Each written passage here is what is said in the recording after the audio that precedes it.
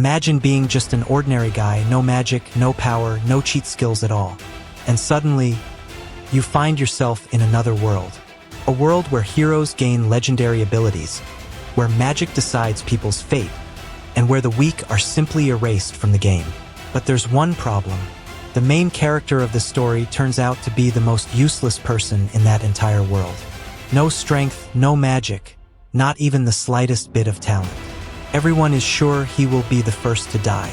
But this very guy will soon begin to break the rules of that world in ways no one expects. The tale starts with knights encircling the bandits, ready to strike. The bandit leader then faces a seemingly average boy positioned behind the knights, inquiring if he was the one who discovered them and what sort of magic he employed to locate them at this spot. The boy responds with one word: understanding. Several days prior to the unfolding events, the main character awakens in a strange location, a bizarre, luminous jungle. While he stands, he surveys his environment. He soon understands that he has been moved to a different realm. Remarkably, he adjusts to the circumstances without much delay and resolves to escape the jungle. While contemplating his next move, he feels a presence behind him. A bear is near. Frightened by the creature's proximity, he panics, contemplating whether to flee or feign death. Since fighting isn't a viable choice, he frantically contemplates his options and ultimately resorts to the most absurd action possible. He nervously greets the bear with a bonjour. Naturally, the bear responds with a roar. However, before it can strike, a gelatinous creature abruptly jumps onto the bear and fully engulfs it. Astonished by the sight before him, he gazes in astonishment. Judging by appearances, he thinks the entity resembles a type of slime. The sight of the bear completely vanishing inside it repulses him to the point of vomiting. At that moment, he sees the slime hurtling toward him. Luckily, he successfully avoids it at the last moment. The slime zips by him and immediately dissolves through a tree located behind him. Completely bewildered and shaken, he ponders what sort of being could disintegrate a bear without a single remnant. Questions overwhelm his thoughts. He compels himself to relax and understand the circumstances. As he meanders through the jungle in search of an exit, he observes the glow surrounding him, while certain areas of the forest appear more ordinary, instilling a sense of hope within him. However, after facing the slime, he experiences even more dire situations. On one occasion, he stumbled upon a nest of frightening spiders, but he survived by using a wooden stick to break their nest and even succeeded in collecting some fruit. However, that was not the conclusion. Soon after, he noticed figures resembling villagers, only to realize they were brutal savages wielding pieces of human meat. Consequently, he refrained from getting closer and stealthily retreated before they became aware of his presence. Yet it wasn't entirely negative, as he ultimately discovered a genuine road, and the view brings him such happiness that he weeps. He even inscribes a tribute into a tree, but his delight increases further when, as he continues along the road, he eventually reaches the town's edge. From his vantage point, a castle stands prominently in the town's center, a scene he perceives as a quintessential image lifted from a fantasy tale. Having roamed alone for such an extended time, he has lost interest in the locals and simply longs to encounter another person. He walks up to the individuals stationed at the town gates, seemingly armored guards, and shouts at them. They react by lifting their spears and uttering an unknown tongue. Suddenly, they bind him and toss him away, directly into a prison cell. This occurs so rapidly that he is left shocked. He attempts to explain to the guard that he sought protection, but not the type he is currently receiving. Yet, it seems they fail to comprehend him, just as he struggles to grasp their words, as they communicate in a language he finds bewildering, intensifying his frustration. With no options available at this moment, he chooses to rest, reflecting on how dreadful this journey has turned out to be. Initially, he was unexpectedly assaulted by a bear, then caught off guard by a slime, and just when he believed he had discovered individuals who could assist him, he was abruptly imprisoned. Following these consecutive misfortunes, he thinks nothing could be worse. However, he abruptly awakens later, feeling intense pain. Upon opening his eyes, he notices a female knight before him, grasping a sword in her hand. Taken aback, he questions her identity, but based on the sword, he concludes that she is the one who struck him. She speaks to another knight, but once more he fails to comprehend the language. After conversing with the other knights, she faces him and smiles. Observing this, he questions whether she comprehends him. However, she instead hits him in the abdomen with her sheathed sword. While he convulses in agony, she quickly shoves shoves him into a sack. This frustrates him greatly, prompting him to insult her by calling her a monstrous gorilla as she walks by. Moments later, he senses her entering a building, evident from the sudden silence enveloping the surroundings. Frightened by the future, he questions what is happening and where she is leading him. As soon as the rope binding the sack is loosened, he swiftly pops his head out. He steps outside and discovers he's in a church with another woman. The knight addresses the other woman as Maya, mentioning that he appears to be awake now. Annoyed, he insults the knight by calling him a gorilla, only to suddenly comprehend their language. Maya, the woman, comforts him by revealing that she is the sister of this realm and that a possession spell was cast on him. She clarifies that it's a straightforward spell enabling someone to comprehend their shared language by allowing a spirit to temporarily inhabit them. Upon hearing this, the protagonist notices a resemblance to Doraemon's translator Jelly. When Maya inquires about it, he dismisses her question and expresses his gratitude. In contrast to her gentle demeanor, the knight's aggressive tactics greatly unsettled him. Upon hearing this, Maya addresses the knight Ilias and shoots her a disapproving glance, leaving her shocked. He then informs Maya, looking troubled, that there are numerous things he still doesn't grasp and doubts she will trust him. Yet, Maya responds that he can share everything with her, as she excels at detecting falsehoods. He thinks it's quite impressive and considers how useful that skill would be. Touched, he inquires if he may give her a hug, to which she laughs and playfully tells him not to jest with an elderly woman. As they enjoy this cheerful exchange, Ilias interrupts, requesting that they begin without further delay. Putting that aside, he believes that the skill to detect falsehoods would have significantly simplified his life. Transitioning, he reveals to them that he originates from a different world and shares his name, but for some reason, it remains undisclosed. As a side note, throughout the entire narrative, the protagonist's name remains undisclosed, so rather than repeatedly calling him the protagonist, I chose to refer to him as Shujinku, meaning protagonist in Japanese. Despite the difficulty in believing it, Maya is convinced that Shujinku is telling the truth. He goes on to describe the challenges he faced upon his arrival, including an immediate attack by a bear and a slime, which made him truly fear for his life. Maya clutches his. He leans in and earnestly inquires if he truly hails from the Black Demon Lord's Killer Mountain. Perplexed, he questions the meaning of that chaotic name, while Maya continues to probe how he's still alive. She reveals that this mountain is so perilous that even dragons avoid it. Shujinku is astonished to learn that dragons exist in this world and promptly includes them on his must-see list. He reassures her that it can't be too perilous since he just spotted a bear nearby. Maya suggests that the bear could have been attracted to the area due to its consumption of rye fruit, which leads animals to unknowingly enter a slime nest. Ilias then reveals that the plentiful fruit he carried is also rye fruit. A chill of sweat drips down Shujinka's face as he comes to the shocking realization he consumed some as well. Maya chuckles and informs him that he merely got fortunate. His mana level is so minimal that the fruit's mind control influence hardly affected him. Upon hearing this, he contemplates whether to feel pleased or disappointed. Regarding mana, he notices something peculiar. There are no indications of mana overflow or magical crests on his body. When Maya inquires about his thoughts, he responds that this is typically the moment when the seemingly weak individual reveals themselves to be incredibly strong, concealing their true powers. Upon hearing this, Maya gazes at him with sympathy, remarking that it's impossible for him, as it's her first encounter with someone possessing such a minimal mana level. It's so low that she genuinely feels sorry for him. Frustrated, Shujinku reflects that he didn't even receive a transmigration bonus. In his view, his body holds the same significance as an insect in this realm. This might explain why the slime dismissed him without regard. However, rather than feeling upset, he feels pleased. He thinks that safety holds greater significance than an exaggerated fantasy setting. That being said, Ilya expresses her astonishment that he reached the town without any gear. Shujinku promptly replies that he did possess equipment, a fine wooden stick he discovered, which also served as his loyal companion. Upon hearing this, Ilya recalls the stick she discovered with him and awkwardly apologizes for breaking it and using it as firewood. He laments that he now possesses nothing. To shift the discussion, Ilya reminds him to be grateful to the gods for not encountering any bandits in the mountains. They often appear there, and meeting them could have cost him his life. Upon hearing this, he expresses his gratitude to God for avoiding them in the mountains. Upon hearing this, Ilya hesitates and inquires whether he truly saw them there. He responds, detailing that he discovered a cave on the mountain where he encountered several menacing individuals, whose expressions unmistakably indicated they were bandits. Hearing this, she swiftly seizes Shujinku by the collar and insists on knowing where he spotted them. She starts shaking him forcefully, repeatedly inquiring about their whereabouts while he attempts to make her cease. Maya swiftly intervenes, cautioning Ilya to release him or face lethal consequences if she continues. In response, Ilya lets him go and offers a straightforward apology. Annoyed by her harsh demeanor, he internally labels her a monstrous gorilla bitch, believing this is the nearest he's felt to death since entering this realm. Maya exhales and tells Ilya that even if he did glimpse the cave, it's improbable he recalls the precise spot. Shujinku replies that he can handle it since he marked a tree. Their surprise leads Maya to ask for a hug, and he responds that she may, but to do so gently. Conversely, with this newfound knowledge, Ilya states she cannot remain inactive. She needs to swiftly form a subjugation team and instructs him to take the lead. She proceeds to introduce herself as Ilya Ratzel, a knight from the Tai's kingdom tasked with the mission to defeat the mountain bandits. Later, at the mountain, two thieves are watching the cave's entrance. As one starts to depart, the other inquires if it's time to change shifts. The first bandit retorts, calling him foolish, stating he's merely going to urinate. With just the long-haired bandit left, he grumbles about his desire for a curvaceous woman. He laments that he no longer finds pleasure in solely overpowering the merchants they attack. At that moment, a spear strikes his face, causing his immediate death. The other knight swiftly dispatches the bandit who had stepped away to relieve himself, then warns everyone that this one employed detection magic, alerting the remaining bandits to their approach. Upon hearing this, Shujinku is taken aback by the bandits' use of magic. Nevertheless, Ilya asserts that it poses no issue, as the cave's narrow exit suggests it will be simple to eliminate them all in a single strike. Frightened by her nonchalant manner, Shujinku realizes it's understandable. After all, she did manage to carry a man of his size. However, it's not solely her. The other knights are equally remarkable, exhibiting astonishing speed. He deduces that many of them are likely gorillas as well, similar to Ilya's. She proposes they enter and cautions him not to wander too far from her, to which he can only nod and respond with a reluctant yes. Upon entering the cave, he stands in awe as the knights quickly dispatch the bandits. They are so formidable that the bandits have no opportunity. Ilya instructs the knights to spare anyone who yields, yet to show no mercy to those attempting to flee. Obeying her commands, the knights act accordingly, showing mercy to those who yield and dispatching anyone who tries to escape. At that moment, a massive figure emerges from a cave entrance, and one of the bandits refers to him as their leader. Seeing the knights, the giant bandit quakes in fear before swinging his club towards Ilya. She effortlessly halts the strike with her hand and inquires if his enormous physique is merely for appearances. As the massive bandit attempts to retract his club, Ilya crushes it effortlessly with just a firm grip. She then adopts an offensive posture and declares that, since hauling his massive form back would be a hassle, she'll assess his wrongdoings right here and now. With that statement, she cleaves the enormous bandit in two without unsheathing her sword. Shujinku and the other knights observe in amazement, captivated by the grace of her skill. Ilya subsequently instructs the knights to locate any bandits that might have evaded capture through magic detection and to return with any survivors. Thus, the mountain bandits' defeat concludes, and the knights celebrate their triumph with cheers. Shujinku exhales deeply as Ilya comes near, stating that everything went smoothly. He retorts with sarcasm, suggesting he could end up with trauma from the ordeal. Astonished, she informs him that despite all odds, he experienced the knights' triumph up close. Shouldn't he feel motivated by their fervent dedication? Disregarding that, he mentions an observation from her battle and inquires why she never unsheathed her sword. The inquiry leaves her flustered, and she bashfully states that she merely wishes to avoid tainting her sword with the bandit's dirty blood. Upon hearing this, he questions whether that's truly the case, suggesting it could have been a figment of his imagination. Yet, it appeared she attempted to unsheath her sword, only to find it stuck. Upon hearing this, she becomes still and starts to shake as she gradually lifts her sword, whispering that she simply didn't wish to. Observing her, Shujinku panics, reassures her that it's fine, and begs her to lower the weapon. Thus, the subjugation ends successfully and without incident. Additionally, the knights succeed in capturing 7 of the 30 bandits, with the remainder eliminated during the operation. Even more impressively, it appears that none of the bandits managed to flee. At this moment, Ilyas is transporting Shujinku back to town, causing him significant discomfort. Although he has adapted to being carried, he dislikes drawing so much attention to himself. Putting that aside, one question still troubles him. Why was he brought to this world at all? Some may believe he was called to be a hero, but it's evident he isn't, as he hasn't gained any extraordinary abilities, and his physique is entirely normal. He contemplates whether it was a god's caprice or merely a botched summoning ritual. Regardless, now that he's here, he's indifferent to the cause, though he wishes he could have witnessed the summoner's astonished expression. Nevertheless, he remains resentful that he was brought to such a perilous mountain from the outset. Now that he has arrived, he seeks only a tranquil existence and has no interest in vanquishing the demon lord or creating a harem. Thus, he pleads with any deity that may be attentive to grant him a safe and peaceful life. In a specific forest of the Tai's kingdom, numerous numerous tents have been erected. Within one of them, a man referred to as boss is seated, while someone kneeling in front of him reports that Gidu and his team have been overcome, with some taken prisoner. Upon hearing this, the boss chuckles and claims he doesn't concern himself with those idiots. He is certain that they dread his fury far more than the torment inflicted by any ordinary knight. This individual is identified as Dakota, the leader of the Mountain Bandit Alliance. Subsequently, in the conference room of the Tais Kingdom's castle, King Marito Tais commends Ilias for her mission success. She replies with gratitude for his kind remarks. The king inquires if she has obtained any information. Ilias hesitantly states that they are interrogating the captured bandits, but have not found any useful leads so far. Thus, she requests additional time. At that instant, a man lifts his hand, identified by King Marito as Lord Lionar, who is then asked what he wants to express. With consent, Lionar rises and recognizes that Lady Ilias has achieved remarkable outcomes in the bandit subjugation. Nonetheless, he remarks that, being a woman, she may lack the ability to perform adequate torture. Ilias appears taken aback by the remark, as Lionar proceeds to express that if King Marito desires, he would prefer his own team to handle this significant responsibility. The statement prompts whispers to spread across the room, with everyone conversing, while Ilias stays quiet. Lionar then lightly strikes the table and expresses regret for his intrusion. He clarifies that Lady Ilias commands the elite Ragdo squad, which consists of only 30 members with the ability to move freely. In comparison, his unit comprises 300 knights who can be deployed swiftly, simplifying their mission. Most importantly, he emphasizes to everyone that the adversary is the same band of bandits that has troubled them for an extended period. However, since Ilias was responsible for their capture, he leaves the decision to her and offers his assistance if she requires it. Meanwhile, Shujin-ku enjoys his initial meal in this realm and is astonished by its delicious flavor. He relishes the taste when an elderly man, resembling a knight, inquires about it and expresses regret for only being able to provide last night's leftovers. The night before, the knights hosted a celebration for their victory over the bandits. When Ilias presents food to Shujin-ku, he declines, expressing a preference for sleep, having not rested since the day before. Upon hearing this, the elderly man swiftly fetches clothes, directs him to a washing area, and guides him to a sleeping spot. After assisting, the old man departs, promising to reunite the next day. Shujin-ku perceives the elderly man as kind and gentle, resembling a caring grandfather, in stark contrast to the fearsome gorilla Ilias. He subsequently inquires about the old man's name, to which he states that it is Karag Ugesta Dmitrikovkin. Taken aback by the lengthy name, Shujin-ku requests him to say it again. The elderly man complies, stating his name just as straightforwardly. Still having difficulty with the pronunciation, Shujin-ku concedes, and the elderly man kindly suggests he can simply call him Grandpa Kara. Shujin-ku expresses gratitude for his understanding. Grandpa Kara inquires if he has time afterward. When he answers affirmatively, he is subsequently taken to Ilias. She expresses regret for the inconvenience and seeks assistance in generating ideas. She clarifies that while it's an ideal opportunity to capture the remaining bandits, they are uncooperative. In response, Shujin-ku inquires whether her team is still questioning the captured bandits. She responds positively and clarifies that apprehending them proved quite challenging, as they employed an unfamiliar means of communication. This astonishes him, as he assumed her team would find it straightforward to capture the bandits. Ilias shakes her head, stating that the reality is far more complicated than it seems. For instance, she dispatched bait into the mountains, yet it proved ineffective, as bandits employed detection magic to evade the knights, effortlessly stealing the bait without encountering any obstacles. Shujin-ku previously discovered that detection magic identifies entities with mana within a specific range. He perceives it as a magical equivalent to a thermal sensor and considers it extremely useful. He proposes employing the same magic to locate the bandits. However, Ilias clarifies that it won't work, as they disperse magic sealing stones during their escape. When he inquires about what a magic sealing stone is, she retrieves one and sets it on the table. To illustrate, she starts channeling magic, making mana swirl around her hand, but it dissipates instantly upon touching the stone. Witnessing this, Shujin-ku is amazed, thinking it to be a genuine fantasy weapon. Ilias elaborates that the stone's power varies with its size, noting that the one she just utilized is so inexpensive that even a child could purchase it with their pocket money. Shujin-ku is shocked by their accessibility, and comments that mages must be of no value here. Ilias inquires if he refers to a magic warrior, then explains that they can still wield magic if they steer clear of the stones. Yet, when war erupts, the sheer number of these stones can blanket the entire battlefield. Upon realizing this, Shujin-ku feels let down, as it appears that employing magic to address issues isn't a dependable choice in this realm. Suddenly, an idea strikes him. He inquires if, given the existence of magic in their world, they could employ a hypnotic spell to to extract confessions from the bandits. Ilias responds that although such magic is real, it won't be effective here, as each bandit has a small magic sealing stone embedded in their head. She worries that attempting to forcibly extract it might be fatal. Shujin-ku is taken aback by the enemy's meticulousness, but then another thought occurs to him. He inquires of Ilias whether she will allow him to conduct the interrogation. After receiving her consent, he subsequently confronts the bandits to inquire. The bandit facing him demands to know his identity. Shujin-ku responds that he is the new interrogator. The bandit scoffs at this, remarking that the Kingdom of Ties must have lowered its standards by sending someone like him. Shujin-ku exhales deeply, remarking that brute force isn't necessary for interrogation and expressing his aversion to causing harm. The bandit retorts by labeling him a coward, insisting he should be killed immediately, claiming he has no words for someone of Shujin's character. As Shujin-ku anticipated, they are quite obstinate. However, he also observes numerous scars on the bandit's body, prompting him to believe that this man has previously endured torture. Shujin-ku tells the bandit that it's probable they cannot escape the death penalty. The bandit responds, acknowledging this, and states he is merely waiting for them to finish the process. Shujin-ku then asks why they remain silent, considering their time is running out. He truly fails to grasp their logic, since from his perspective, the dynamic among bandits resembles that of competing businesses. Furthermore, they would abandon him the instant he was caught, making it simpler for him to divulge everything. Still, they behave as though something more dreadful than death awaits them. As the bandit remains tight-lipped, Shujin-ku requests an explanation for his silence. The bandit counters by questioning what difference it would make if he spoke. Shujin-ku replies that, at the very least, it would quench his curiosity. Upon hearing this, the bandit rises in anger, while Shujin-ku insists that revealing the reason will spare him from torture. He feels he is being fair, as he isn't demanding the bandit betray his comrades. He simply seeks to comprehend why someone would opt for silence and forfeit the opportunity to die in peace. But alas, as he cannot disclose that, it cannot be changed, so he will entrust the remainder to the knights and their diligent efforts. Upon hearing this, the bandit responds that his death is inconsequential, as that individual can instill everlasting terror in them regardless of location. In light of this, he claims torture is trivial and pleads for an immediate execution. From the bandit's final remarks, Shujin-ku identifies two key elements, that individual and everlasting dread. With these hints, he begins to understand the circumstances and captures the essence of what is truly happening. Eventually, he reaches the church and shares his findings with Maya. She is taken aback when he inquires about magic that interferes with the souls of the deceased. She swiftly embraces him and questions Ilias about what she has done to the unfortunate boy, then scolds herself. Taken aback by her response, Ilias promptly insists he hasn't done anything, while Shujin-ku clarifies that he believed she might have some insight, prompting him to ask Ilias to bring him here. Maya replies, telling him that although a spell to summon the souls of the deceased is real, it is prohibited. Upon listening to that, Shujin-ku inquires whether such magic wouldn't be something that many individuals would want. Maya quickly cautions him against making such statements in public. In certain countries, merely showing interest in that type of magic could lead to a death sentence. Taken aback, he inquires if it's truly that perilous. Maya responds earnestly, clarifying that this magic results in the most disastrous consequences. She continues by stating that historically, individuals did employ magic to resurrect others. However, without fail, they transformed into humanity's greatest foes, evolving into demon lords. Shujin-ku is shocked to discover that demon lords truly exist in this realm. Now that he realizes they all originated from this type of resurrection magic, he comprehends why it was deemed forbidden. Nevertheless, he thinks the enchantment that dispelled its fear is unique. While Maya retrieves some books, she mentions that there exists another form of magic known as the Death Spirit spell. When Shujin-ku inquires about it, he takes the books from her, offering to carry them. She clarifies that this magic doesn't genuinely bring the dead back to life. It forcibly pulls the individual's soul back into the realm of the living, degrading them by trapping them within their decaying bodies. The caster subsequently manipulates them like subdued beasts or employs them as offerings. It represents a harsh and perverse type of sorcery, which she refers to as the most base form of malevolence. Shujin-ku subsequently inquires whether those revived maintain their consciousness in that condition. Maya is somewhat surprised and comments that he certainly poses many challenging questions. He responds that it matters concerning the bandits and that his interest lies not in the spell itself, but rather in its terrifying nature. She reveals that she once confronted an abomination created by that individual. Most emitted a chilling scream before disappearing. However, one of them did speak. When she defeated it, it expressed gratitude for being freed. With this knowledge, Shujin-ku offers a small bow and expresses his gratitude for her assistance. As he departs, Maya instructs Ilias to monitor monitor him closely, and she consents. Maya clarifies that she mentioned this because she feels Shu Jin-koo has an unsettling familiarity with malice and senses a deep darkness within him. As Ilias attempts to protest, Maya explains she doesn't view him as a bad person. Rather, she sees him as a risky boy, one who might easily stray. Later, Shu Jin-koo returns to question the bandits once more, this time rounding them all up in a single room shielded by the night. He presents himself as their new interrogator, and just as he is about to reveal his name, one of the robbers shouts at him to be quiet and instructs him to simply eliminate Reddy. He replies, inquiring whether they are genuinely that fearful of falling prey to the death spirit spell. The bandits visibly shake, yet feign ignorance, acting as if they don't grasp his meaning. He's truly astonished by how effortlessly he can unsettle them. Clearing his throat, he proceeds to share that after reflecting on the matter, he has developed a new proposal for them. A bandit inquires if they will be released, but Shu Jin-koo responds that he cannot allow that. However, he can alter the method of their execution. As uncertainty grows among the group, he clarifies that if they confess, he will postpone their execution until the death spirit user is taken care of. When one of them questions the benefit of that, Shu Jin-koo responds that, at minimum, they will die as humans. Upon hearing this, they all start to tremble as he inquires if they are prepared to start negotiations. He clarifies that they too have something to gain from this. If they admit and reveal the details, they will probably infuriate the mastermind, who is undoubtedly the user of the death spirit. This is inevitable. Nevertheless, following their confession, they won't perish right away. They will stay in their cells, receiving daily meals without any torture. Their confinement will last until the mastermind is apprehended, after which he assures them they will face their demise as humans. Additionally, throughout that period, they will have the opportunity to contemplate their lives and all their actions up to this point. One of the bandits shouts, questioning whether Shu Jin-koo truly thinks they will buy into it. Shu Jin-koo replies that they must, since as long as the mastermind exists, executing them serves no purpose. It would merely provide the death spirit spellcaster with additional pawns to use. Once more, one of the outlaws contends that regardless of their confession, death is inevitable. So, why risk something so perilous? Shu Jin-koo responds that he is curious about that as well. He questions whether they genuinely think their present circumstances aren't perilous. He reveals a secret to them. They stumbled upon the bandits' hideout purely by chance this time. Yet, the bandits remain puzzled about how the knights managed to track them down once again. What if the knights strike gold once more and manage to discover the mastermind's location through another channel? Then they could trap him. What would the mastermind consider, other than someone revealing his position? But who? With everyone present, Shu Jin-koo inquires about who the mastermind might suspect among them. The bandits look at him in disbelief. Shu Jin-koo urges them to decide. Will they forsake the one they dread, or will they perish alongside their fellow comrades? That is his suggestion. He expresses that if anyone wishes to confess, he hopes they can muster the courage to do so by tomorrow. In the meantime, he recommends they spend today reflecting thoughtfully. Having said that, he exits the room, bidding them goodbye. Well, Ilias and Grandpa Kara, present in the room during his conversation with the bandits, exchange a glance that unsettles him. He urges them to cease their scrutinizing gaze. Grandpa Kara comments on Shu Jin-koo's knack for being a dishonest traitor. Shu Jin-koo declines, stating he prefers to avoid a life filled with resentments. Ilias then inquires whether he believes the bandits will admit their wrongdoings this time, to which he responds that it's unlikely. Upon hearing this, Ilias feels let down, but Shu Jin-koo adds that for their plan to succeed, he needs to pose a question to Grandpa Kara. He asks Grandpa Kara to listen, but Ilias interrupts as well. While he outlines the tasks that need attention, both of them flinch in surprise, swiftly retreating from him, while Grandpa Kara declares what a complete and audacious rogue Shu Jin-koo is, a remark he receives as a compliment. He then implores Grandpa Kara to join him, referring to it as a charming little prank. With no alternatives, Grandpa Kara exhales and consents. While Ilias is not fond of the plan, she too feels compelled, as it benefits the community. In the cell where the bandits are confined, one of them becomes frustrated that they have been split into separate cells, as he can no longer communicate about their predicament with the others. Suddenly, a dreadful memory strikes him as he remembers how their leader, Dakota, employed the death spirit spell to transform individuals into the undead. Dakota had proclaimed that this was the destiny for anyone who deceived him. Merely envisioning it sends chills down the bandit's spine, leaving him to ponder what actions he should take. At that moment, he catches two knights discussing their shift change. One is Grandpa Kara, who inquires if any bandits have confessed. The other knight responds that none have, as all of them are remaining tight-lipped and refusing to divulge any information. Upon hearing this, the bandit tightens his fist, considering the knight a fool for thinking they would speak so readily. The knight then inquires if they truly intend to postpone the execution, highlighting that the food they consume is a product of the honest people's labor. Grandpa Kara responds responds that it's not a major issue, as only 3 will have their executions postponed. The rest will be executed right away, and their portion of food will go to the survivors, ensuring they don't become a burden. Upon hearing this, the bandit feels perplexed, and the knight inquires why just 3 of them will be spared. Grandpa Kara clarifies that even if all 7 admit to their actions, the details they share will largely overlap. Therefore, he thinks 3 should suffice, or so Shujinku suggested. Hearing this, the bandit swiftly remembers that Shujinku never explicitly mentioned the agreement included everyone. He then recalls Dakota's statement that regardless of the traitor's identity, even if they are deceased, he will ensure they endure consequences. In a fit of panic, the bandit shouts into the darkness, expressing his willingness to negotiate and insisting they summon the new interrogator. Grandpa Kara straightforwardly replies, questioning what's bothering him so suddenly and if it can wait until the next day. The bandit, annoyed by this, tells the old man to cut the nonsense, insisting he's prepared to reveal everything immediately. In reply, Grandpa Kara gives him a piece of paper, stating that Shujinku is asleep, allowing him to jot down any confessions he wishes. The bandit shakes with fear and uncertainty, uncertain of his next move. If any 3 of them admit to anything, the other 4 will surely suffer the direst consequences. He struggles to think clearly, trying to devise a plan. Nearing his limit, he resolves to surrender and jot down all the crucial details he believes Shujinku would seek. He shouts in frustration while revealing all the crucial leads. Subsequently, Ilias tells Shujinku that of the 7, 5 have admitted their involvement. She presents him with the documents containing their statements. He extends his hand to receive them, noting that it's fortunate they managed to gather this level of information from the bandits. While attempting to take the paper from her, he observes that Ilias is holding it firmly. He inquires about her troubles, and she replies by questioning the type of life he experienced in his former world. She clarifies that although he stated magic was non-existent there, he shared nothing further. She acknowledges her gratitude for his assistance, yet his behavior is concerning. Before she can elaborate, Shujinku inquires if it breaches the chivalric code. Ilias takes a brief pause before nodding, admitting it does, as he exploited people's vulnerabilities for his benefit, a tactic she disapproves of. She thinks those who can do that effortlessly are frequently sly, perhaps even involved in crime, or at the very least linked to that lifestyle. So, she inquires if he fits that description. Before she completes her question, Shujinku responds that he's merely an ordinary person seeking a tranquil life. Yet, Ilias voices her skepticism, stating that regardless of her perspective, she struggles to accept it. Shujinku starts preparing tea and clarifies that a peaceful existence entails leading a normal life, steering clear of conflicts, and not creating issues for others. In contrast to this realm, his former world offers numerous methods to comprehend others. Engaging with various people inevitably leads to encountering both positive and negative traits among them. Therefore, to exist harmoniously in such a world, an individual must possess the wisdom to safeguard themselves from negative influences, along with insight into how to conduct themselves so that others won't disturb them. This is how we maintain a serene and tranquil life back on Earth. Even with this clarification, Ilias remains uncertain about which version of himself is authentic. Is it the one who shares laughter and conversation with her and Maya, or the one who boldly confronted the bandits? Shujinku responds that both versions represent his true self. People respond uniquely to various circumstances. They remain the same individual at their core. For instance, she may interact differently with everyday citizens than she does with offenders when she attempts to protest, but Shujinku explains that she represented Ilias the night before both factions. This contrasts with him, as he often adjusts his demeanor based on the other party, and that distinction is the essence of the matter. She then inquires if that implies he will turn evil in the presence of wicked individuals. Shujinku replies that it's not exactly that way. To put it simply, he will become someone who comprehends evil rather than someone who embodies it. Upon hearing this, Ilias becomes quiet and then expresses her newfound understanding, noting that it resembles a covered mirror. Shujinku remains silent in response to the remark, while Ilias goes on to say that living peacefully seems challenging. Subsequently, while Ilias, Maya, and Shujinku review the intelligence collected from the bandits, they discover that these criminals are affiliated with a significant group known as the Bandit Alliance. The group's leader is a one-armed individual named Dokola, recognized as the mastermind and practitioner of death spirit magic. Maya further mentions that additional intelligence indicates he was formerly a member of an assassination unit within a kingdom. However, he violated a taboo, landing him on a wanted list. Subsequently, he perpetrated horrific deeds in a nearby nation known as Garn. Ultimately, he found his way into the Kingdom of Ties under mysterious conditions. From this, Shujinku thinks that Dokola advanced to his current role by utilizing the abilities he acquired as an assassin. He suspects Dokola is someone who maximizes his life experiences. He believes that if he can grasp Dokola's patterns, interacting with him should be relatively straightforward. He emerges from his deep contemplation and sees Ilias regarding him oddly. When he inquires about her concern, she responds with a hint of discomfort, stating he appeared quite sinister just then, a sentiment Maya also concurs with. As the group strolls through the bazaar, Shujinku is struck by its vibrancy. With the chance to explore fully, he understands that the kingdom of Ties is indeed flourishing. Until now, Ilias had transported him in a sack, preventing him from witnessing it firsthand. Based on the surroundings, he remarks that the monarch of this realm must be an exceptionally skilled leader. Ilias agrees, noting that both the reigning and former kings have ruled the kingdom admirably, as they truly prioritize the well-being of their people. With a radiant smile, she shares her pride and happiness in serving this nation as one of its devoted knights. Putting that aside, she thinks that as the nation prospers, more traders will arrive from abroad, which is beneficial. Nevertheless, among these merchants, there may be unscrupulous individuals seeking to maximize their profits through any means, which she considers unacceptable. Shujinku concurs, but he notes that the bandit alliance they are up against is significantly different and quite substantial. Capturing them will prove challenging if they miss this surprise raid. Nonetheless, Ilias remains unfazed, as she intends to call upon all of Lord Ragdo's knights. She clarifies that Lord Ragdo is among the knight captains safeguarding the kingdom, and she is technically one of his subordinates. When Shujinku inquires about the number of knights she can summon, she states that she can command approximately 30, which he considers insufficient for the task at hand. He then inquires if, given the existence of other knight squads, she could seek their assistance. With a downcast expression, she replies it's not unfeasible, but without. As she completes her task, she whispers that now isn't the moment to fret about her appearance. She announces her intention to request an emergency assembly right away and urges the other squads to collaborate. He subsequently inquires whether the assembly can take place in the barracks. She responds, stating that it is true, but inquires why. He clarifies that someone like him, who has casually assisted her, cannot easily access the castle. Moreover, executing his plan would be challenging without his presence. Ilias later assembles the other knight squad leaders, expressing her gratitude for their presence at this late hour. She starts to outline that tonight's meeting will focus on addressing the specifics of the bandit threat. Before she can proceed, Leonard interrupts her. He insists that they must first establish who will serve as the supreme commander. To figure this out, he inquires about the number of knights each can mobilize right away. One responds with 100, another with 180, and a third with 70. In contrast, Leonard's team comprises 300 knights, prompting him to inquire if anyone opposes his assumption of command. Upon hearing this, Shujinku, standing close by, is taken aback. While he had heard about Leonard's actions from Grandpa Kara, he didn't anticipate such overt behavior. While everyone rallies behind Leonard and Ilias struggles to articulate himself, Shujinku perceives them as all being narrow-minded. He feels particularly annoyed by the man who clicks his tongue as Ilias attempts to speak, vowing to remember that man's face. Grandpa Kara abruptly interjects, asserting that Ilias's dedication deserves priority, so her voice should be acknowledged first. He then urges Shujinku to respond to these elderly individuals. Leonard inquires about Shujinku's identity. Grandpa Kara clarifies that this individual supplied the essential intelligence for the mission. Thus, he feels Shujinku is entitled to express his thoughts. When he discovers that Shujinku is an outsider, Leonard inquires whether he has an issue with him assuming control. Shujinku straightforwardly states that he does not. He actually thinks it makes sense for the largest squad to take charge. Grandpa Kara is taken aback by his comment. However, Shujinku presses on, stating that with Leonard set to become the supreme commander, it would be problematic if he isn't fully aware of what lies ahead in this mission. He instructs them to observe as he unveils the map, highlighting each bandit base and their movement trajectories. He also notes that he has created a larger map should it be necessary. Meanwhile, Shujinku proposes that they determine the role of each squad now. Leonard remarks on Shujinku's level of readiness. However, Shujinku disregards this and inquires whether Leonard will oversee the bandits' primary stronghold. Upon Leonard's agreement, Shujinku asks to allocate the remaining squads to secure crucial locations. Pondering, Shujinku considers the best placement for the Ragdu squad under Lady Ilias's command. Unsure of what to do, he inquires among the other knight squad leaders if anyone will partner with her. Silence envelopes the room as Ilias nervously surveys his surroundings, awaiting a response. As no one steps up, Shujinku proposes putting her squad on standby for logistical support along the trade route. This ensures that if any squad incurs significant losses, her team can quickly step in. When he inquires with Leonard about its acceptability, Leonard consents, while Ilias is too shocked by the abrupt choice to respond. As they move to their designated spots, Ilias shows clear irritation, expressing that she was foolish to place her trust in him. As Shujinku attempts to clarify, she interrupts him, insisting it's irrelevant. Regardless Regardless of logistics, she is committed to her responsibilities as a knight. Shujinko shakes with fatigue, questioning why she isn't carrying him today and is instead moving so quickly. Ilias inwardly groans, frustrated by the lack of special bonuses like otherworld travelers. Grandpa Kara then expresses his apologies to Ilias for not being very helpful during the assembly. Yet he is confident that everything is unfolding as Shujinko intended. He mentions that if progress remains steady, they will achieve something even more significant. Just as he concludes, a loud thump surprises them. They look and find Shujinko has collapsed. Leonard reaches the bandits' hideout with his team. Upon seeing the knights, the bandits start to scatter in panic. Leonard orders his soldiers to eliminate the fools who underestimated their power, ensuring that none are left alive. He is truly astonished by the practicality of Shujinko's map. Reflecting on the assembly, he regards Shujinko's conduct with admiration, particularly how he praised everyone while discreetly assigning Lady Ilias to manage logistics. While Leonard sees Shujinko as beneficial, he does not regard Ilias positively, though he is impressed by her ability to obtain information from the bandits. Her decision to relinquish all credit for the success amuses him. He resolves to take action and intends to reclaim all the recognition for himself and his home. At that moment, he spots something within a tent, and when he raises the fabric, he discovers a body. Feeling a shiver creep down his spine, he barely completes his thought when the corpse stirs, and he understands too late that it is the undead summoned by the death spirit spell. In the meantime, a bandit hurries to tell Dakota that all their sentinels have been eliminated and they are encircled. This could only indicate one thing: betrayal. Hearing, Dakota scoffs, expressing surprise that some individuals are so naive as to overlook danger. Nonetheless, it's not as if he hasn't prepared for this situation. While the knights confront the undead, Leonard ponders the situation, realizing it defies logic. They had brought a magic sealing stone, rendering the use of magic impossible at this moment. As he contemplates this, he observes that the undead he struck isn't falling down. This realization hits him, revealing the true extent of their peril. He urgently instructs everyone to remain alert and avoid death. Should they perish, they will turn into more undead for others to battle. He also orders all who can wield purifying magic to exert their utmost efforts to eradicate the undead. As he issues these commands, he notices Dakota and the other bandits attempting to flee. He yells for someone to apprehend them. However, as he surveys the scene, he notices that everyone is preoccupied with the undead. Confronted with this reality, he understands that if he tests his fortune excessively, there's a genuine risk that some of his knights could become undead as well. He clenches his teeth in irritation, as even the thought of that is exceedingly perilous. As Dakota flees, he chuckles, remarking that the knights serve a greater purpose in death than in life. A bandit then inquires how he accomplished this, given that their magic was believed to be confined by the stone. Dakota clarifies that the magical sealing stone disperses any magic in its vicinity. However, many are unaware that it doesn't eliminate the magic itself, just the underlying composition. This is why it has minimal impact on the spirit death spell, which is a rare and strictly prohibited type of magic believed to have previously annihilated an entire nation. Its most formidable power lies in the ability of the undead it generates to emit a portion of mana, affecting nearby corpses. Thus, the presence of a sealing stone is irrelevant. As long as corpses exist, he can create additional undead. He merely needed to conceal some undead within a barrier close to his camp. As soon as the sealing stone touched the barrier, its effect dissipated, unleashing the undead upon the knights. Moreover, if a person passes away near the undead, they will also resurrect. He cautions the bandit against dying in his presence, causing the bandit to shudder in fear and respond quickly with agreement. In his fright, he inadvertently lets go of the sack he's holding. Dakota growls at him, warning him to handle it carefully, as it's his treasured possession. Putting that aside, Dakota chuckles and remarks that he ought to express gratitude to those foolish knights, since their focus on battling his pawns means he can leave nothing behind. Then, out of nowhere, a voice resounds close by, expressing that receiving thanks from villainous scum like him brings them no joy at all. The individual reveals themselves as Ilias, positioned on elevated terrain, having overheard the bandits' dialogue. She then presents herself and proclaims that his wickedness comes to an end today. As Ilias and the other knights arrive, Dakota is utterly stunned, not anticipating anyone would discover this location. Yet he remains confident about one aspect and inquires of Ilias whether it was indeed she who found their route of escape. Upon her confirmation, Dakota laughs heartily and dismisses it as absurd, questioning whether she genuinely believes he's that naive. He is convinced that a principled knight like her would never resort to using her allies as bait merely to create an escape route for herself in such a manner. He inquires if that individual is present too, specifying that he doesn't mean a boastful knight like her. Instead, he refers to someone who understands how to exist like a lowlife similar to himself. At that moment, Shujinko leaps leaps down from the elevated ledge and informs Grandpa Kara that he will handle the remainder. Grandpa Kara nods, advising him to exercise caution. When Ilias attempts to intervene, he signals for her to refrain. Dakota inquires if it was him, noting that he doesn't appear to be a fighter. Shujinku acknowledges it was him, claiming he truly is the weakest person present. Dakota begins by inquiring how Shujinku discovered the cave. Shujinku explains that he accidentally found it while wandering in the mountains. Upon hearing this, Dakota laughs heartily before proceeding to ask his second question. How did he get the bandits to speak? Shujinku reveals he promised to delay their execution until he confronted the Death Spirit spellcaster, but this applied only to the first 3 individuals. Dakota expresses his surprise and inquires whether he should have informed them that the spell affects the living as well. Shujinku shrugs, acknowledging that while he could have mentioned it, there's a limit to how much he can bluff. Dakota proceeds to his last inquiry, questioning what sort of magic he employed to locate them at this location. Shujinku replies with indifference, stating it was merely a question of understanding, prompting Dakota to smile and acknowledge he understands now. Shujinku anticipated Dakota would attempt to flee during the fight, given Dakota's cleverness in handling the knights. It wasn't unexpected for him to have 1 or 2 escape paths set up near his camp. What confirmed Shujinku's suspicions was the knights returned to the cave the day after their raid. No corpses were discovered, raising one question. Did Dakota show them compassion and give them a proper burial? There's no chance a lowlife like him would have the compassion for that. So what happened to the bodies? Clearly, he preserved them for moments like this. Noticing the frigid, vacant expression in Shujinku's eyes, lacking warmth, emotion, or compassion, Dakota chuckles and inquires about his true identity, questioning if he's certain he's on the right side. Shujinku responds that it's impolite to address a typical peace-loving citizen in such a manner. However, Dakota doubts him. A typical peace-loving individual can never grasp the mindset of a lowlife. If someone like him can label himself as normal, what remains for an actual villain to be? Shujinku responds, stating that it is of no concern to them, as a true villain will go to any lengths, even the unthinkable, to get what they desire. Hearing this, Dakota chuckles at this and inquires if he's being serious. He examines Shujinku's looks, and despite the dark hair and eyes, Dakota feels this guy isn't part of any clan he knows. Then abruptly, everything falls into place. He finally understands who Shujinku truly is. A smile emerges on his face as he inquires if Shujinku is from Earth. Upon seeing Shujinku's shocked reaction, Dakota quickly recognizes his expression and understands he was correct. Astonished that such a location actually exists, Dakota conveys his surprise. Shujinku's heart pounds as he questions Dakota on how he knows about Earth. Dakota laughs heartily, revealing that he indeed knows, as his life was devastated by the Death Spirit spell. It's only expected for him to recognize the power that initiated this world's dark era, revive magic. He discloses that Earth, the damned alternate realm, is the source of these taboos. This revelation completely astonishes Shujinku, pondering its significance. Was revive magic genuinely developed by an Earthling? He swiftly glances at Ilias, but her bewildered look indicates she too lacks any understanding of this. Dakota is probably not being dishonest since he has no benefit from it, and he clearly recognizes the name Earth. If he possesses crucial information, it would pose a significant issue if Ilias were to eliminate him now. Shujinku carefully inquires if Dakota has any further information. Dakota confesses that he, too, couldn't reveal much else, even with the Death Spirit spell given to him by its creators. He suggests to Shujinku that if he's genuinely curious, he should seek the truth himself, asserting there are ample clues available. Feeling content after observing something meaningful, Dakota quietly draws a dagger, and after expressing gratitude to Shujinku, he unexpectedly hurls it in his direction. Luckily, Ilias deflects it, only to discover that Dakota had launched 2 knives simultaneously. Shujinku admires her quick reflexes and considers her quite reliable. Ilias firmly instructs him to stay still, cautioning that safeguarding him will become challenging otherwise, to which Shujinku agrees. Dakota instructs his bandit crew to take them out, warning that any fallen will instantly become undead. Thus, they should not entertain the thought of dying. Ilias swiftly closes in and strikes at Dakota, yet she effortlessly deflects his attack, commenting on her impressive strength, and acknowledging that even in the kingdom of Garn, he has probably never encountered anyone of her level. Ilias replies that she has no obligation to entertain him. He counters, urging her not to dampen the mood and to savor the experience.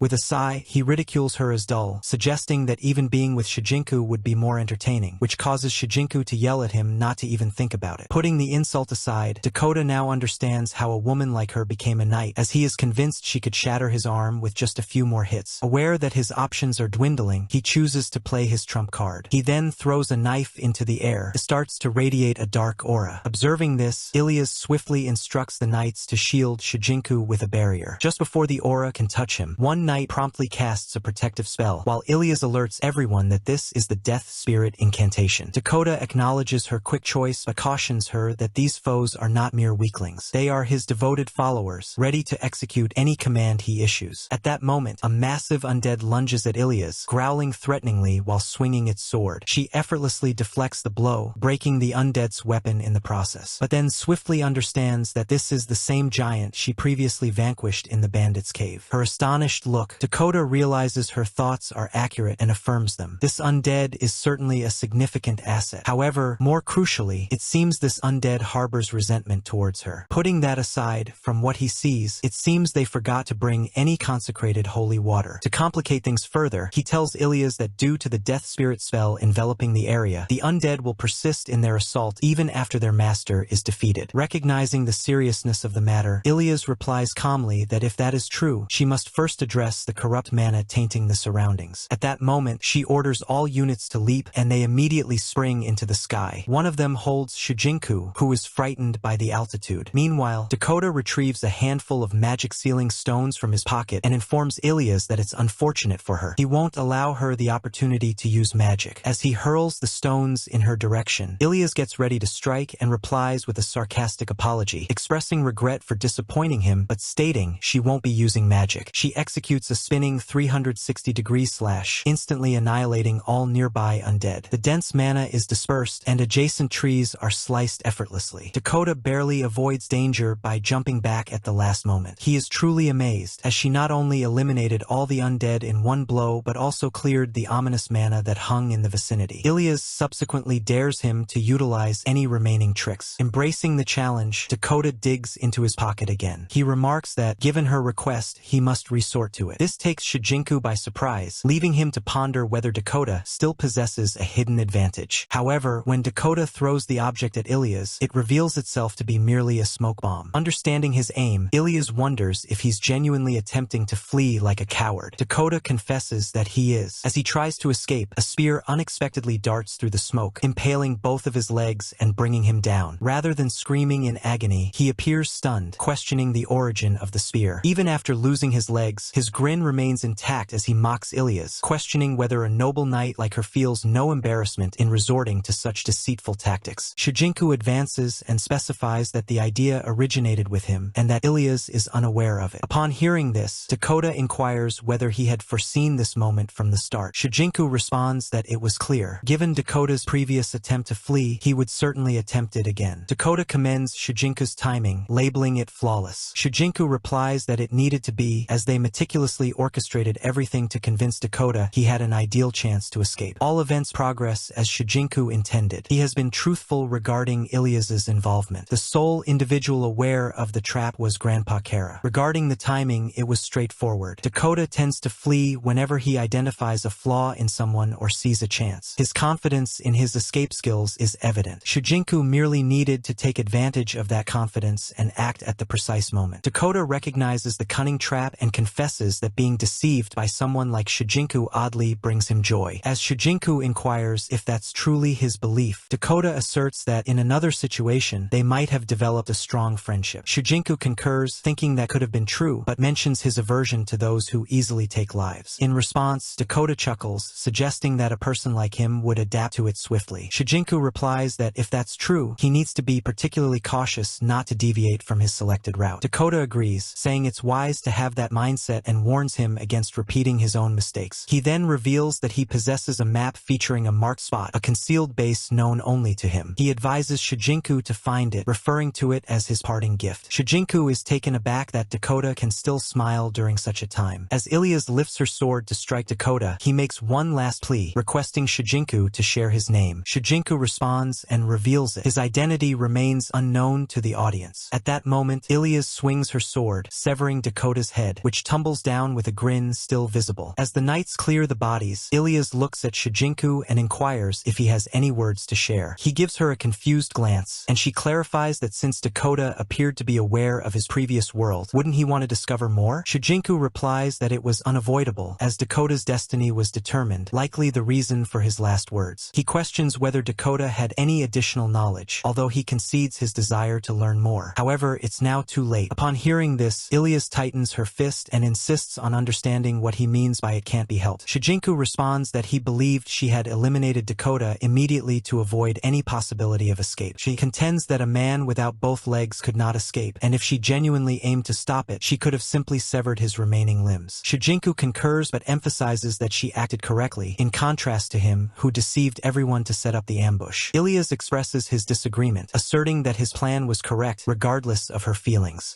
Shujinku counters that he shares similar sentiments regarding her choice to eliminate Dakota. He exhales and suggests asking her directly about her actions, believing it might aid her in accepting it. She expresses regret and confesses that she felt scared. However, beyond that, she felt revulsion. Since learning about Dakota from Maya, she sensed he was gradually cultivating a similar aura. Her conviction intensified when he started conversing with Dakota. She was afraid that if things continued this way, he could become like Dakota. In that instant, she couldn't hold back from swinging her sword. Upon reflection, he realizes that at that time, it seemed they genuinely comprehended one another, even though he was a ruthless murderer. He then questions Ilias whether it's truly such an issue, noting her actions stemmed from her inability to witness someone's defeat like that, which he finds commendable. However, Ilias counters, asserting that unsheathing her sword on a mere impulse is inexcusable. Before she can elaborate, Shujinku interjects, stating that her actions remain admirable regardless, because she decided to take action. More importantly, she can contemplate her choices. He thinks that alone deserves respect. Upon hearing this, she scoffs and questions why he talks to her as if she were a child. Shujinku responds that it's only natural since he is her elder. Upon hearing this, she is taken aback, and he appears perplexed, inquiring about her age. She states she is 18, believing it makes her older than him. Nevertheless, Shujinku calmly clarifies that he is, in fact, still older than her. Upon her inquiry about his age, he softly shares the number, which remains undisclosed to the audience. The revelation astonishes her to the point that she promptly questions whether he possesses any elven heritage. Shujinku swiftly assures her that his lineage is entirely human, with no trace of elven ancestry. Still in disbelief at the figure, Ilias grips her head and whispers that she truly believed he was merely 16. Shujinku understands that this must explain why she found it acceptable to transport him in a sack. She quickly offers an apology, but he dismisses it, telling her not to be so formal with him. When she attempts to argue more, Shujinku interrupts, saying it's alright as he simply needs to behave according to his age moving forward. He subsequently inquires if this solution meets her approval, to which she responds softly with a yes. Following that, they tidy up the remaining aftermath in uncomfortable silence and start their journey back to town. Ultimately, the knights effectively eliminate the last enemy bases without encountering any difficulties, thanks primarily to the clerics team spearheaded by Maya, who came as reinforcements to confront the undead. Despite numerous injuries, thankfully, no members of Lord Leaner's team lost their lives, highlighting his outstanding leadership abilities. If he had shown the same thoughtfulness towards Ilias, he might have been an even more valuable ally. As events unfold, it becomes clear that Dakula's head will be showcased publicly on a gibbet. However, putting that aside, two significant insights from today occupy Shujinku's thoughts. First, there exist individuals in this world who possess knowledge about Earth. Additionally, it is the people from Earth who initially established the taboo. This concealed reality starkly reveals to him that achieving a tranquil existence in this world will require a considerable amount of time. Amidst the mountain ranges of the Tai's kingdom, a worn tent quietly remains in a secluded forest. A beast girl in tattered clothes emerges from within it. For the first time in his time in this world, the protagonist wakes up in a pleasant mood. However, a moment later, he begins to grumble, feeling his entire body ache from yesterday's events. Stretching, he notes with displeasure that his muscles ache as if he'd been dragged over rocks all day. Then the tired young man, lost in thought, looks around and considers his situation. Meanwhile, Maya stands nearby next to the cart, watching him. After a moment, she asks what he plans to do next, expecting some kind of plan. After this, the traveler calmly explains that his first priority is to obtain permission to remain in this country. Then the armored warrior standing nearby confidently replies that, in her opinion, such a question should not pose any difficulties. Then he turns to Maya with an unexpected question. Does she know of any cozy bridge or quiet alley? The young man then explains that he needs to find a place to spend the night. Hearing this, Maya only lets out a short, surprised gasp. After this, the girl hesitantly tries to attract his attention. Meanwhile, the guy considers teasing her a little, since she's constantly watching him. Then the idea of learning the local language pops into his head, and he begins to wonder how long he can maintain the magic of his possession. Then the young man perks up and enthusiastically begins to outline his plan. First, he plans to turn a certain place into a full-fledged town, then arrange for overnight accommodations in a stable, and only after that find work and earn money. Hearing this, Maya reacts with surprise and even intervenes a little hastily. After this, the hero firmly declares that he will never allow his benefactor to live such a life. Meanwhile, the other man desperately objects, insisting that he will not leave this country under any circumstances. He adds that he would rather accept a prison or a camp outside the city walls than leave. Then the girl unexpectedly invites him to stay at her house if he truly has no other place to stay. Her voice is warm and calm, as if this decision had long been obvious. After this, Maya explains that the spare room in her house is too spacious for one person. Therefore, she offers to take it free of charge. Hearing this, the young man is surprised and immediately asks how much the rent will be. Then the guy clenches his fists joyfully and loudly shouts his agreement. In response, the girl looks at him with obvious surprise, a little taken aback by such a violent reaction. Then Maya sharply asks if he was deliberately trying to make her feel guilty to get him to make such a proposal. Her question is straightforward and makes him pause for a moment. Afterwards, the hero cheerfully explains that living under a bridge actually saves you a lot of trouble. However, his interlocutor looks at him with disbelief and asks if he was serious. Meanwhile, the narrative shifts to the window of a village house. From there, the young man looks out and the story explains that he found himself in an alien world without a single coin in his pocket. And yet, this is how his unexpectedly carefree life as a parasite began. Then the boy stands by the open window of a simple two-story house near the market. He examines the room assigned to him and decides that this modest setting suits him perfectly. At that moment, the idea that simplicity is best seems especially true. After this, the hero decides to explore the country he finds himself in more closely. He notices that black hair and dark eyes are extremely rare here. Therefore, the young man agrees to his own plan to proceed cautiously and gradually get used to it. Meanwhile, on a busy market street, a vendor loudly invites passersby to try freshly grilled kebabs for just a few coins. A little further on, a burly man ostentatiously flexes his muscles, as if boasting his strength to those around him. The hero then calmly eats, simultaneously calculating the value of local coins. He compares copper, silver, and gold coins with yen, assessing their worth. Afterward, the young man jokingly remarks that it's a shame there aren't any salty options, although the spices still make the taste quite pleasant. Suddenly, the guy falls backward, sending food and drinks flying. At that moment, a man appears next to him and asks worriedly if he's okay. Meanwhile, the girl with the basket of eggs carefully holds her load and smiles gratefully. Then, somewhat nervously, she expresses her gratitude for the help. Then the hero calls out to Maya and insistently asks her to put something inside. The girl looks at him in complete confusion, and another confused girl nearby suddenly screams loudly. The girl quickly glances at the young man, suspiciously asking if he'd bought something on purpose. At that moment, the young man looks confusedly at the basket of eggs covered with a cloth. He's momentarily at a loss, unable to understand why he's suddenly being suspected. After this, the hero quickly asks Maya to hurry, noticing that they're already getting in the way of passersby. His companion immediately agrees and nods quickly. Then they both try to clear a path and move a little to the side. Meanwhile, the fair-haired girl gratefully addresses those who helped her. She introduces herself as Syra and sincerely thanks them for their support. Afterward, her voice sounds much more confident. Then the owner, with noticeable pride, talks about her tavern, called the Dog's Bone. Meanwhile, a short man nearby remarks that the name needed more thought. However, the owner is still pleased with her choice. Afterwards, one of the visitors asks who the old man lying on the ground is. The girl calmly replies that he's just an elderly passerby. At that moment, loud laughter erupts, and someone cheerfully apologizes for the inconvenience. Then a scarred man steps forward and confidently announces his name, Gaz. He declares that he owns this establishment. His tone makes it immediately clear that he's used to feeling in charge here. Afterwards, the hero approaches the man behind the counter and says there's no need to pay for the basket. While the order is being prepared, the guy recalls Syra's story about the city. Meanwhile, a cheerful girl asks if anything unpleasant has happened. Then the guy remarks that if everything is too good, it looks suspicious, and the man standing next to him confidently advises him to just wait and trust his drink. It later emerges that the girl, while working as a waitress, is simultaneously studying to fulfill her dream. She hopes to one day become a seamstress. Therefore, she devotes all her free time to practice and study. Maya then explains that in these parts, every artisan is proud of their craft. Because of this, it's almost impossible for apprentices to work with such masters. So, she's forced to learn on her own, earning money and buying fabric to sew clothes with her own hands. Afterwards, she happily admits that she still has a long way to go. However, she enjoys the learning process itself. Meanwhile, the hero notices that her smile looks very bright. Then the guy, looking a little tired, starts complaining about his uselessness. He says bluntly that he feels like a parasite. Then Maya calmly asks how he even managed managed to find a place to live so soon after arriving in the city. Meanwhile, the girl begins asking curiously about the knight and his company. The hero then explains that a friendly knight allowed him to use a spare room. The bartender then clarifies that her name is Ilias Ratzel of Ragdo. Hearing this name, the girl is surprised and asks if he's talking about Lady Ilias. The man then explains that she is the famous knight popularly known as the Gorilla Woman. He claims that a single swing of her sword is enough to fell an entire forest. After this, one of the listeners says that anyone unaware of her fame is like living under a rock. Meanwhile, another visitor asks, perplexed, what exactly such an expression means. The man then enthusiastically recounts how Lady Ilias won the Taizu fencing tournament. He claims she became a true legend even before she ever entered a real fight. Meanwhile, a cheerful girl nearby immediately agrees with the story. After this, the hero recalls that Old Man Kara and his comrades were also very strong. Then Maya suddenly perks up and excitedly asks if they're talking about Lord Karagyug. Then she clarifies whether he's really considered the master of Kafkan. Then the boy mentally marvels at how easily she pronounces that long name. Meanwhile, one man loudly begins to praise the bravery of the divine spear, Lord Karagyug Jesta, and the girl next to him enthusiastically repeats his titles. Afterwards, the hero, looking a little tired, muses that in that situation, simply throwing a spear would have been enough. Then Maya asks if he participated in the last bandit cleanup. In response, the guy calmly admits that he was only showing the way. Meanwhile, the girl excitedly says she'd like to see Lady Ilias in battle with her own eyes. Then a man sitting nearby admits that the battle itself was far from perfect. According to him, many unpleasant things happened, including disputes over who was to command. The girl in the maid's uniform visibly tenses and becomes immersed in anxious thoughts. She begins to feel like she said too much. Then she mentally reproaches herself for her hasty words. Meanwhile, the young man listens calmly to her explanation. She acknowledges Lady Ilias's power, but adds that there are still those who speak less well of her. After this, the conversation quiets down a bit. The girl then confidently declares that not everyone is against her. Meanwhile, the man sitting next to her calmly remarks that he can understand both sides. This all takes place in a simple room with a brick wall. After this, a young man with a patterned scarf on his head confidently declares that it was Ilias who put an end to the feud. He then adds that there's no need to worry about rumors. His words sound encouraging. Meanwhile, Maya calmly tells Ilias that he should be happy even without universal recognition. She reminds him that many people sincerely admire him. While she stands nearby, another person sets the dishes on the table. Suddenly, the hero spits out his food in shock. The man and the woman in the apron exchange glances, trying to figure out why. Then the boy concludes that Syra is a much better cook and decides to bring her back only when the food tastes better. The young man then wonders if anyone has ever thought of improving the taste of food. Meanwhile, the man in the apron muses that perhaps he has nothing left to learn. He also notes that some people are intimidated by someone's appearance and even wonders if they live almost entirely on alcohol. Afterwards, the cheerful woman smiles and remarks that the guy has made new acquaintances very quickly. Her words sound almost like a joke. Meanwhile, the story shifts to the events of the previous night. Then, the hero was invited to dinner at church. There, Maya prepared unexpectedly exquisite and delicious dishes for him. Then the young man turns slightly and confidently says that if she's the one cooking, even Ga's stern demeanor won't be a problem. He adds that even just one recipe will suffice. After this, the girl curiously asks the hero if he's a celebrity. Then the guy looks up and stares at her with obvious surprise. Meanwhile, a confident woman proudly declares that she was once known as a demon exorcist. Then one man reacts with shock and begins to worry that he will never learn to cook from Maya, the head of the Taija church. The hero then stretches lazily and says he's free now because he has nothing to do. The girl then asks if he really is free. The guy explains that he sent the report and is now simply waiting for a response. After this, the girl quietly laughs and remarks that official work is more often done by younger people. Meanwhile, the young man wonders if she fought in some particularly brutal way. Then it occurs to him that the kindness of those around him might be due to the fact that he hasn't done hard work in a long time. The hero then notes that salt is almost never sold in this country. Afterward, he acknowledges that the other man has shared useful information. The boy then decides to leave Gaz in their care. Meanwhile, Maya explains that salt is considered a rare luxury, available mainly to the nobility. She adds that if even a little salt were on hand, the quality of food would immediately improve. Then she recalls that in her homeland, salt was a common product. After this, one woman offers to help negotiate with a trading company to get the goods at a lower price. The man with the scarf then replies that they first need to establish a stable supply. He then expresses cautious gratitude for the offer. The hero then calmly asks for more details about the trading company and the magic magic of possession? Hearing this question, the listener visibly swallows. Then the girl asks a little nervously if there's a problem. The young man calmly explains that he was simply wondering how long the magic would last. Afterwards, she replies that the magical power she's infused will last for about 4 more days. Then she adds that when the effect wears off, she'll cast the spell again. Hearing this, the boy sincerely thanks her. The hero turns away slightly and calmly asks if there are any complications with possession magic. His voice sounds casual, as if he's talking about the most ordinary thing. Meanwhile, those around him stare at him intently, awaiting further explanation. After this, the young man begins to reason with slight anxiety that if the truth ever comes out, the church will surely try to cover it all up. Then Maya laughs nervously and quickly assures him it was just a joke. Her attempt to defuse the situation seems a little hasty. The guy then admits that it's been a while since he last used the spell. He adds that he made a slight mistake when casting it this time. However, he soon reassures her, noting that since she understood everything correctly, there shouldn't be any serious problems. After this, Maya hurriedly asks to wait at least a moment. Meanwhile, the hero honestly admits that this time everything didn't go perfectly. He also notes that the side effects he only suspected actually exist. Then the young man, remaining calm, though looking a little tired, begins to reflect on the onset of the muscle pain. He raises his hand, as if trying to explain his thought or make sense of what's happening. His voice sounds thoughtful. Then Maya explains that muscle pain in such cases appears significantly later than usual. Moreover, sometimes it can even intensify slightly. Her explanation sounds quite confident. Hearing this, the hero reacts sharply and comes to an unpleasant conclusion. He realizes that the pain he felt this morning was caused precisely by this effect. Then his irritation becomes noticeable. At that very moment, one man suddenly feels intense pain throughout his body. He is shocked that even healing magic cannot relieve this condition. His voice sounds as if what is happening seems impossible to him. Then the woman in the robe calmly says she'll take care of the problem. She gestures for the others to follow her. Meanwhile, the hero and the girl remain standing behind the counter, watching the proceedings intently. After this, the man in the cloak extends his hand, greeting the hero and Maya. Meanwhile, they settle comfortably on a soft sofa in a luxurious room. Elegant decorations and expensive furniture are visible all around. Then a man named Ban confidently introduces himself as the company's owner. He stands in front of an ornate building, as if emphasizing his position. His demeanor seems very confident. After this, the man in the luxurious coat announces that he has already read the letter of introduction. He understands that the guest is looking for salt. Meanwhile, Maya sits quietly nearby and does not intervene in the conversation. The other person then states that he's only willing to offer a discount if she makes the request. However, the guy calmly replies that this time he's willing to pay the regular market price. His tone remains even and confident. After this, the hero unexpectedly offers to lower the market price of salt. In exchange, he hints at a certain benefit for the merchant. A confident and slightly ironic expression appears on his face. Then the man, with a slight smile, asks if he can find out more about this proposal. His voice sounds interested. Clearly, what was said has intrigued him. The young man then begins to ponder the price of salt in this world. He notes that 1 kilogram costs a whole gold coin, which is roughly equivalent to 10,000 yen. He then wonders why the cost is so high and why supplies are so limited, despite the country being landlocked. After this, the hero explains to his interlocutor that in his former world, salt played a vital role in people's nutrition. He adds that it has even been the cause of wars throughout history. His words sound like a calm explanation. The girl then ponders what she's heard. She says the only difference she can think of is the existence of magical energy. Then she asks a question, expressing genuine curiosity. Then the boy explains that magical energy itself is a source of nutrients. He adds that vegetables and grains can also contain it if they grow in fertile soil. His words sound like a confident guess. After this, the hero ponders the events wearily. He had thought the magical power would be something far more mysterious. However, the thought that it all boils down to ordinary minerals brings a slight ironic smile to his face. Maya quietly approaches the hero from behind and gently embraces him, clinging to him. She suggests that his weak magical power may be due to malnutrition. The young man is visibly surprised and momentarily confused, not immediately understanding what's happening. After this, the young man calmly explains that in this world, salt has almost lost its former value. Over time, it has become an expensive luxury. He then adds that he would like to change this situation and increase demand for this product. The hero then proposes a simple idea: lower the purchase price by increasing supply volumes. The man across from him listens attentively. After a brief reflection, he realizes that if successful, salt could indeed be purchased much more cheaply. After this, the bearded merchant explains that prices at the market change almost daily. He then asks asks if his interlocutor has a concrete plan. The young man then calmly admits that he's already thought everything through in advance. Meanwhile, a cheerful girl brings in several barrels of foaming ale and a tray of food. She carefully places everything on the table and, with a smile, wishes the guests a pleasant stay. Then, she bids them enjoy their drink. Then one man thanks Syra for the unexpected dish. The other immediately asks what it is and why they didn't order it. Then the girl explains it's a new treat called dog bone. Afterwards, Maya adds that the dish is free and invites everyone to try it. The hero and the man sitting next to her inhale the aroma with interest. They remark on the pleasant aroma, though they suspect such an appetizer might spoil their appetite. Then, a patron at the table jokingly asks if Gaz has died and a new chef has arrived. At that moment, a loud voice comes from behind the counter, confidently declaring that the chef is still there. Meanwhile, the story explains that when thinking of a simple way to add flavor to food, many people think of potato chips or fried potatoes. These dishes are considered among the cheapest and most effective, especially if you simply sprinkle them with salt. After this, the hero turns to Syra and asks if he can order another serving of the new dish. He also says he'd like to try some other new items. The girl immediately replies that she'll bring it very quickly, and there's a note nearby explaining that the dish is being served free as an appetizer. The girl then joyfully informs her brother that everything worked out thanks to his help. Meanwhile, the masked man remarks with relief that the negotiations were successful. She then asks if her presence was really necessary. Then the young man began to reflect on how everything had appeared from Ban's perspective. The merchant likely assumed he was simply an apprentice brought in to learn the trade. However, it was precisely this impression that unexpectedly made the hero appear genuinely interested in trade. The girl then enthusiastically shares her impressions of the meeting. She is surprised that the man showed respect even to someone as young as she. Afterwards, the hero happily praises the shashlik. Then he calmly remarks that the man's kindness may have been just a lucky coincidence. Meanwhile, in a bustling tavern, several men cheerfully demand more ale and loudly praise the soup. At that moment, a woman calls out to Syra and asks her to wait a bit. Then Maya notices something strange and quietly remarks that someone is late. A slight look of concern, mixed with surprise, crosses her face. After this, the girl wonders if he's even planning to return. However, she soon adds that he'll most likely show up tomorrow. The hero then calmly agrees with this assumption. Meanwhile, the guy sits on a bench, wincing in pain. He thinks about how the muscle pain, as usual, is very severe. However, he still can't change the situation. The hero then watches as a group of waiters cheerfully respond to a stern instructor who has announced a soup-making practice session. At this moment, the young man reflects on how events have unfolded so rapidly in just one day. After this, a commanding older woman, known as Old Man Kara's wife, loudly declares that the food is overcooked. She demands attention. Meanwhile, a young assistant in the background responds respectfully. The hero then explains that the tavern is clearly short-staffed and asks for advice on how best to address the problem. At this point, he recalls the morning of that same day when he rushed to Ban's to order more salt. It was then, completely unexpectedly, that he encountered Old Man Kara. After this, an elderly man with a thick beard calmly announces that he intends to introduce him to his wife. Then a small note explains that this is exactly what happened next. The old man then pensively recounts how, after his daughter's wedding, they remained living together. He recalls with slight regret how he was once forced to leave his wife alone. Meanwhile, the young man cautiously asks if she can help in any way. Afterwards, the elderly woman proudly explains that the wives of Ragdo soldiers once formed a special group. They called themselves the Madame Battalion. Her words convey a strong sense of unity and inner strength. Then the old woman remarks that she much prefers to be constantly cooking than to wait for her husband, who returns home at completely unpredictable hours. After this, the elderly woman smiles softly and says that he does all this only so she doesn't feel lonely. Then she adds that this little secret is enough to make her happy. Then the girl in the headscarf explains that Old Man Kara feels a certain debt to her. The hero then nods calmly, indicating that he understands perfectly. After this, the woman impatiently urges the young man, demanding that he go outside and get down to business. She then turns to the boy and tells him to go for a walk, as in his current state he won't be able to serve customers anyway. Meanwhile, the hero and the elderly man stand in the warm sun, enjoying a brief, peaceful moment. They exchange a few words about the pleasant weather. The boy then shows the elder a detailed map, carefully copied from Decora's map. He explains that it marks lairs and long-abandoned grottos. Hearing this, the elder reacts with noticeable surprise and interest. After this, the hero calmly adds that Decora was hiding something in one of these logs. Perhaps it was a kind of parting gift. He also suggests that it might contain information about Earth. Then the young man nods wearily and points to one of the locations on the map. He admits that this particular lair is considered the most difficult to reach. Then the other man quietly agrees. After this, the hero is lost in thought for a moment. He doubts the knights will ever allow him to see the information Dakora entrusted to him. The boy then explains that the original map was given to Lord Ragdo by Ilias. It will most likely end up in the hands of King Marido. His words sound like a calm and logical conclusion. He then